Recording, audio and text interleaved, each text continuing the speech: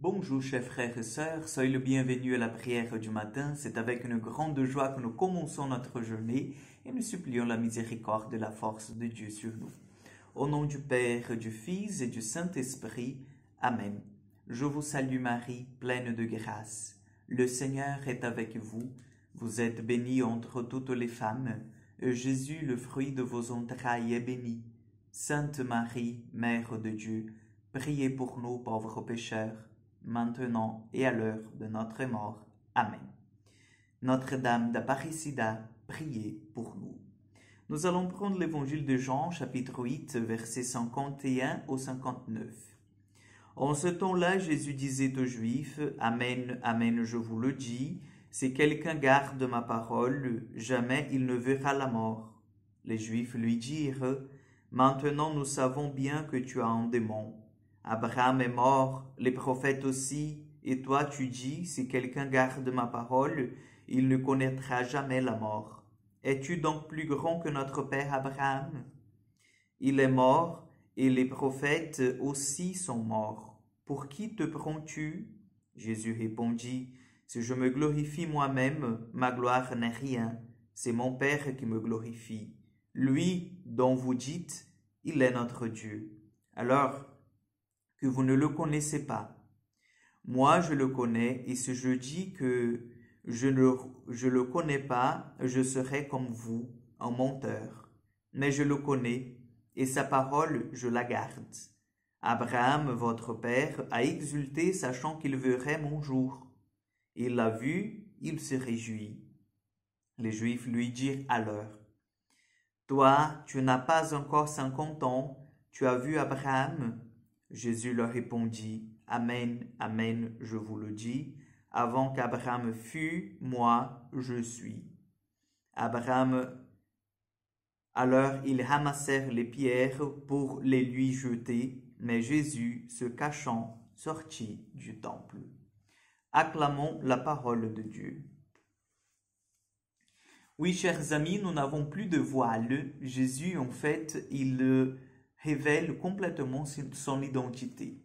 Nous avons vu au début de l'évangile de Jean que Jésus, il se cachait, il faisait les miracles, il demandait aux gens de ne pas raconter à personne, de rester dans la discrétion, le silence, le secret.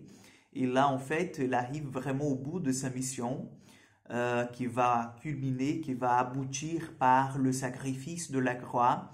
Il dit vraiment aux gens, je suis. Voilà, donc peut-être il faut qu'on se mette dans le contexte. Pourquoi est-ce que Jésus dit « je suis », il se présente comme « je suis ». Nous avons en fait la révélation lorsque Moïse s'approche du buisson ardent et Moïse demande en fait le prénom de Dieu, comment est-ce que je dois en fait te présenter au peuple, et Dieu dit à Moïse, voilà, tu diras que tu as eu cette rencontre avec le je suis. Voilà, donc le tétragramme qu'on ne prononce pas, mais que celui qui est, celui qui existe, celui qui demeure pour toujours. Donc Jésus se présente comme je suis. Et il faut savoir que dans le contexte du peuple d'Israël, les Juifs, de se présenter comme je suis, ben, personne ne le faisait. Donc Jésus, pour les Juifs, il se prenait vraiment comme Dieu. Et il était Dieu, il est Dieu. Vous voyez donc la révélation de Jésus, elle est pleine, elle est complète, il parle ouvertement.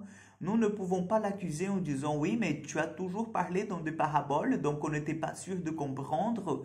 Tu as toujours dit les choses un peu, voilà, donc cachées. On n'avait pas les manières, en fait, les moyens de discerner si c'était vrai, c'était faux. Qu'est-ce que tu voulais dire vraiment? » Non, Jésus est clair, il dit « Je suis, je témoigne, je connais le Père, je l'ai vu. » Et Abraham, en fait, il voulait voir mon jour, le jour où je voudrais, où j'allais arriver. Il l'a vu, il se réjouit. Donc Jésus vient en fait présenter sa descendance divine, son ascendance divine. Il vient présenter, faites sa lignée.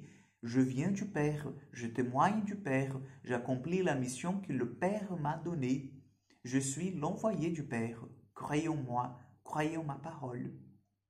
Donc, chers frères et sœurs, demandons au Seigneur aussi que nous puissions être sensibles à tous ces signes.